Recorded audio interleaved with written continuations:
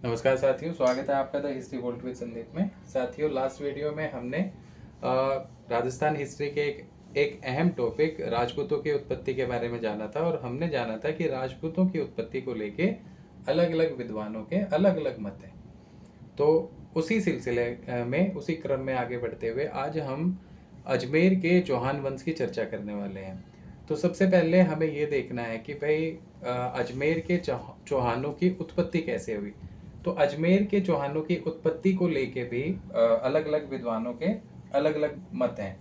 कहने का मतलब ये है कि भाई चौहानों की उत्पत्ति के विषय में भी विद्वान जो है वो एक मत नहीं है।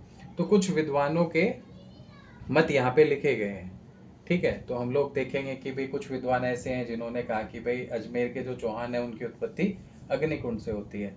किसी ने ये कहा कि भाई अजमेर के जो चौहान है वो ब्राह्मण वंशीय हैं। कुछ ने कहा कि जो अजमेर का चौहान वंश है वो विदेशियों के वंशज हैं, यानी शक व सीथियनों के वंशज हैं। फिर कुछ विद्वान ऐसे हैं, कुछ ग्रंथ ऐसे हैं जो हमें बताते हैं कि जो अजमेर के चौहान है वो सूर्यवंशी हैं। वहीं पे कुछ ग्रंथों ने हमें ये बताया कि अजमेर के जो चौहान हैं वो चंद्रवंशी हैं। तो इस प्रकार अलग अलग मत हमें यहाँ भी देखने को मिलते हैं। तो हम लोग शुरू करने वाले हैं चौहानों की उत्पत्ति, कि भाई चौहानों की उत्पत्ति कैसे हुई। तो साथियों, सबसे पहला जो मत हमारे सामने है वो मत है अग्निकुंड का सिद्धांत या अग्निकुंड से उत्पत्ति। तो इस विषय में लास्ट वीडियो में हमने जाना था कि भाई चंद बरदाई जो है वो राजपूतों की उत्पत्ति अग्निकुंड से बताते हैं और उन्होंने बताया था कि भाई किस तरीके से गुरु वशिष्ठ ने आबू पर्वत पे यज्ञ किया था राक्षसों के राक्षस जो उनके कार्यों में बाधा डाल रहे थे उनके खात्मे के लिए, और उससे 4 योद्धा जो है वो अग्निकुंड से प्रकट होते हैं। ठीक है, तो उन्हीं चारों में से एक थे चौहान। तो ये चीज हमें सबसे पहले पता चलती है चंद बरदाई के पृथ्वीराज रासों में। ये जो पृथ्वीराज रासो है ये ग्रंथ चंद्र बरदाई का है। और इस ग्रंथ की बात करें साथियों तो मुख्यतः ये जो है ये पिंगल भाषा में है। ये पिंगल भाषा में है। ठीक है, पृथ्वीराज रासो ये किसकी रचना है? तो पृथ्वीराज रासो चंद्र बरदाई की रचना है और ये पिंगल भाषा में है। और दूसरी बड़ी बात यह है कि इसमें लगभग 1 लाख के आसपास छंद हैं। इसमें लगभग 1 लाख के आसपास छंद हैं और इसमें 69 अध्याय हैं। 69 अध्याय हमें देखने को मिलते हैं। तो चौहानों की उत्पत्ति के विषय में अग्निकुंड से उत्पत्ति का जो सिद्धांत है वो हमें चंद्र बरदाई के पृथ्वीराज रासों में देखने को मिलता है।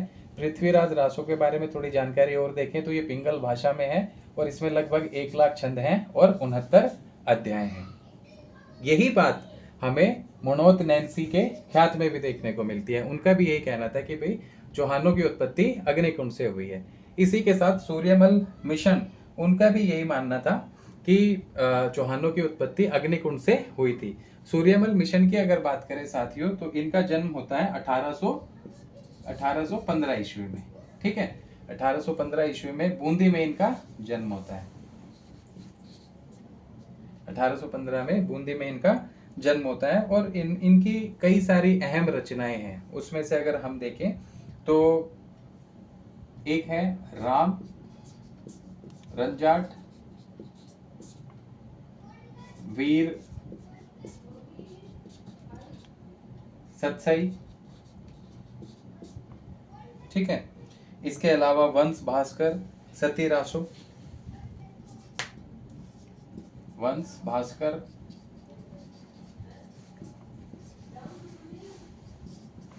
सती रासो। तो ये जो है मुख्यतः ये 4 रचनाएं हैं, ये हैं सूर्यमल मिशन की, जिनका जन्म 1815 ईस्वी में बूंदी में हुआ था। ठीक है, तो ये 3 ऐसे व्यक्ति रहे हैं जिन्होंने चौहानों की उत्पत्ति बताई है अग्निकुंड से, कि भाई चौहान जो है उनकी उत्पत्ति अग्निकुंड से होती है।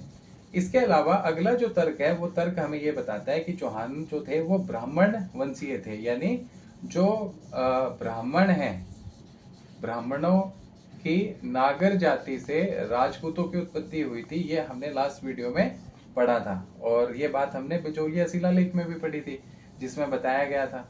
ठीक है, कि भाई ब्राह्मणों की जो माफ कीजिएगा राजपूतों की जो उत्पत्ति है वो नागर ब्राह्मणों नागर ब्राह्मण जाति से हुई थी। तो दूसरा तर्क आता है हमारे सामने ब्राह्मण वंशीय। तो कुछ ऐसे विद्वान हैं जिन्होंने चौहानों को ब्राह्मण वंशीय कहा है, और सबसे पहले ये बात हमें पता चलती है बिजोलिया शिलालेख में।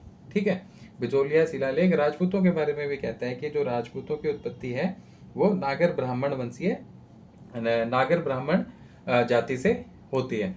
इसके अलावा कायम खान रासों में भी ये बताया गया कि जो चौहान है इनकी उत्पत्ति ब्राह्मण, चौहान जो थे वो ब्राह्मण वंशीय थे। साथ ही साथ डॉक्टर दशरथ शर्मा और डॉक्टर गोपीनाथ शर्मा, इनका भी यही कहना है कि चौहान जो है वो ब्राह्मण वंशीय थे। तो इसी सिलसिले में अगर हम देखें थोड़ा सा, तो कायम खान रासो की रचना करने वाले जो थे वो थे जॉन कवि नियामत खान। जॉन कवि नियामत खान ने रचना की थी किसकी? कायम खान रासो की। ठीक है, तो कायम खान रासो के रचनाकार कौन है? जॉन कवि नियामत खान। साथियों मैं ये चीजें इसलिए बता रहा हूँ क्योंकि इसी में ही जब हम कॉम्पिटिटिव एग्जाम देते हैं तो हमसे पूछा जाता है भाई पृथ्वीराज रासो किसकी रचना है। इसके अलावा पूछ लेंगे वंश भास्कर किसकी रचना है, राम रंजाट किसकी रचना है, वीर सतसई किसकी रचना है, सती रासो किसकी रचना है, ठीक है, कायम खान रासो किसकी रचना है। तो कई सारे ऐसे सवाल आते हैं। ठीक, तो मैंने साथ साथ थोड़ा सा जो भी हमने ग्रंथ यहाँ रखे हैं उनके बारे में थोड़ी सी इंफॉर्मेशन मैं आपको यहाँ दे रहा हूँ, बाकी हम इनको अलग से भी पढ़ने वाले हैं। तो इस तरीके से हमें ये पता चलता है कि भाई जो दूसरा मत है चौहानों की उत्पत्ति से जुड़ा हुआ, उस मत के अनुसार चौहान जो थे वो ब्राह्मण वंशीय थे, और ये बात हमें बिजोलिया शिलालेख में देखने को मिलती है, साथ ही साथ कायम खान रासों में देखने को मिलती है। इसके अलावा डॉक्टर दशरथ शर्मा और डॉक्टर गोपीनाथ शर्मा, इनका भी यही कहना था कि भाई चौहान जो थे वो ब्राह्मण वंशीय थे। डॉक्टर दशरथ शर्मा की एक जो अहम किताब है उसके बारे में हम सभी लोग जानते हैं, और उस किताब का नाम था अर्ली चौहान डायनेस्टी। ठीक है, अर्ली चौहान डायनेस्टी जो है, अर्ली चौहान डायनेस्टी, ये बुक है डॉक्टर दशरथ शर्मा की। ठीक है, इस पुस्तक में हमें चौहान वंश के बारे में जानकारी मिलती है, और इस पुस्तक में डॉक्टर दशरथ शर्मा जो है वो बताते हैं कि भाई जो चौहान है उनका शासन कहाँ था। तो चौहान मुख्यतः कहाँ के रहने वाले थे? तो इसमें बताया गया था कि चौहान जो थे वो जांगल देश यानी बीकानेर, जयपुर, उत्तरी मारवाड़, ये वाला जो इलाका है इस इलाके में रहा करते थे, यहाँ के रहने वाले थे। और इनका जो मुख्य स्थान था वो मुख्य स्थान था इनका सपाद लक्ष्य, जिसे सांबर भी कहा जाता है। ठीक है, तो वहां ये रहा करते थे, और अहि छत्रपुर इनकी राजधानी थी। तो ये तीनों बातें हमें डॉक्टर दशरथ शर्मा के ग्रंथ द अर्ली चौहान डायनेस्टी में देखने को मिलती हैं। ठीक है, तो ये दूसरा मत है चौहानों की उत्पत्ति से जुड़ा हुआ। इसके अलावा एक तीसरा मत हमारे सामने आता है कि भाई जो चौहान थे वो विदेशियों के वंशज थे। ठीक है, और ये बात कहने वाला जो ग्रुप था उसमें कर्नल टोड के बारे में हम सभी जानते हैं। The annals and antiquity of Rajasthan, ये पुस्तक 1829 में किसने पब्लिश की थी? तो ये पुस्तक 1829 ईस्वी में प्रकाशित की गई थी, और इस पुस्तक के को लिखने वाले जो थे उनका नाम था जेम्स कर्नल टोड। तो इन्होंने ये बात कही कि भाई जो चौहान है ये विदेशियों के वंशज हैं। खास तौर से इन्होंने कहा कि शक व सीथियनों के वंशज थे। कौन? चौहान। इसके अलावा Vincent Arthur Smith, V Smith का भी नाम आता है। साथ ही साथ विलियम क्रुक का भी नाम आता है कि चौहान जो थे वो विदेशियों के वंशज थे। तो इस प्रकार हम कह सकते हैं कि जो विदेशी हैं उन विदेशियों ने यही कहा कि भाई चौहानों की उत्पत्ति जो है वो, ये चौहानों की उत्पत्ति को ये विदेशियों के साथ जोड़ते हैं। तो एक तरीके से कह सकते हैं कि विदेशियों ने अपना एक विदेशी मत दिया। उन्होंने बताया कि भाई बाहर से जो लोग आए थे शक व सीथियन, इन्हीं के वंशज थे चौहान। तो ये एक हमारा तीसरा पॉइंट आ जाता है कि भाई चौहानों की उत्पत्ति शक व सीथियनों के, चौहान जो थे वो शक व सीथियनों के वंशज हुआ करते थे। अब हम देखते हैं कि दो अहम मत भी हमें देखने को मिलते हैं, और वो दो अहम मत क्या है कि कुछ विद्वानों ने चौहानों को सूर्यवंशी कहा है, वहीं पे कुछ विद्वानों ने चौहानों को चंद्रवंशीय भी कहा है। तो अब हम देखते हैं कि सूर्यवंशी कहने वाले विद्वान कौन कौन से हैं, या किस ग्रंथ में चौहानों को सूर्यवंशीय कहा गया है। तो देखा जाए तो पृथ्वीराज विजय में चौहानों को सूर्यवंशीय कहा गया है। इसके अलावा हमीर महाकाव्य की चर्चा करें तो चौहानों को सूर्यवंशीय कहा गया है। साथ ही साथ हमीर रासों में भी चौहानों को सूर्यवंशीय कहा गया है। और हमारे इतिहासकार GH ओझा साहब, गौरी शंकर हीराचंद ओझा, इन्होंने भी चौहानों को सूर्यवंशीय कहा है। और एक और अहम ग्रंथ है सुरजन चरित। सुरजन चरित में भी चौहानों को सूर्यवंशीय कहा गया है। तो ये हमारे सामने एक चौथा मत है जो हमें बताता है कि भाई चौहान थे वो सूर्यवंशीय थे। ठीक है, अभी तक हमने 4 मत देखे। सबसे पहला कि चौहानों की उत्पत्ति अग्निकुंड से हुई। तो ये बात कहने वाले कौन कौन है? तो ये बात कहने वाले हैं चंद्रप्रदायी। उन्होंने अपने ग्रंथ पृथ्वीराज रासों में ये बात कही। पृथ्वीराज रासों की बात करें तो पिंगल भाषा में है। लगभग 1 लाख इसमें छंद हैं और 69 अध्याय हैं। उसके बाद अग्निकुंड से उत्पत्ति हुई, यही बात कहते हैं मुणोत नैन्सी रिख्यात में। सूर्यमल मिशन ने भी यही बात कही कि चौहानों की उत्पत्ति अग्निकुंड से हुई। सूर्यमल मिशन के बारे में मैंने आपको बताया था कि 1815 में इनका जन्म होता है बूंदी में। इनके पिता बूंदी के दरबारी कवि थे। और इनकी कुछ रचनाओं के बारे में मैंने बताया था, रामरन जाट, वंश भास्कर, वीर सतसई, सती रासो। और जो दूसरा अहम तर्क था उसमें ये कहा गया है कि चौहान ब्राह्मण वंशीय थे। ठीक है, और वो कहने वाले जो ग्रंथ हैं उसमें एक बिजोलिया शिलालेख है, दूसरा कायम खान रासो है। कायम खान रासो के बारे में मैंने आपको बताया, जोन कवि नियामत खान जो है वो कायम खान रासो के रचनाकार हैं। डॉक्टर दशरथ शर्मा भी यही बात कहते हैं कि भी चौहान ब्राह्मण वंशीय थे। डॉक्टर गोपीनाथ शर्मा भी यही बात कहते हैं कि चौहान ब्राह्मण वंशीय थे। डॉक्टर दशरथ शर्मा का जो अहम ग्रंथ है उसका नाम था दी अर्ली चौहान डायनेस्टी। और इस ग्रंथ में उन्होंने बताया कि जो चौहान थे वो उनका मूल स्थान था सपादलक्ष यानी सांबर, और उनकी राजधानी थी अहिछत्रपुर, वर्तमान का नागौर। और इन्होंने कहा कि भाई ये जांगल देश के रहने वाले थे। और जांगल देश में कौन कौन से इलाके इन्होंने बताए?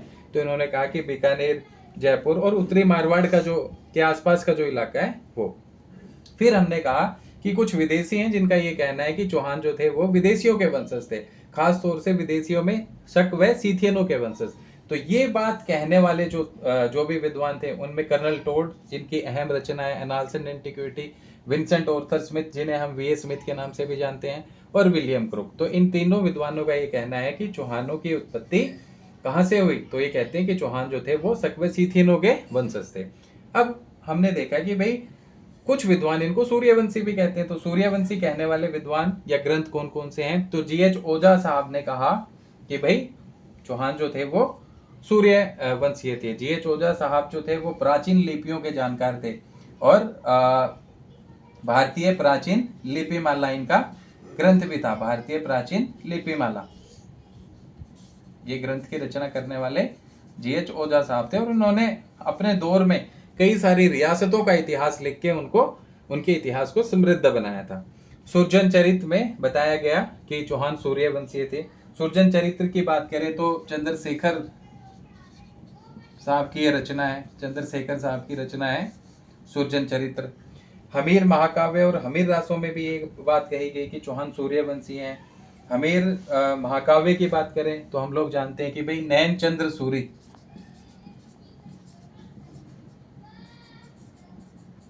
सूरी और उन्होंने रचना की थी हमीर महाकाव्य की। ठीक है, और हमीर महाकाव्य में मुख्यतः हमें रणथंभौर के चौहानों का इतिहास मिलता है। साथ ही साथ हमीर रासों की बात करें तो हमीर रासों रचना थी जोधराज की, जोधराज द्वारा रचित ग्रंथ हमीर रासों। और हमीर रासों की बात करें तो इसमें हमीर देव और अलाउद्दीन खिलजी के बीच में जो संघर्ष हुआ था उसका वर्णन हमें यहाँ देखने को मिलता है। तो ये एक चौथा तर्क है चौहानों की उत्पत्ति को लेके। अब हम बात करते हैं कुछ ऐसे ग्रंथ हैं जो ये बताते हैं हमें कि चौहानों की उत्पत्ति, चौहान जो थे वो चंद्रवंशीय थे। ठीक है,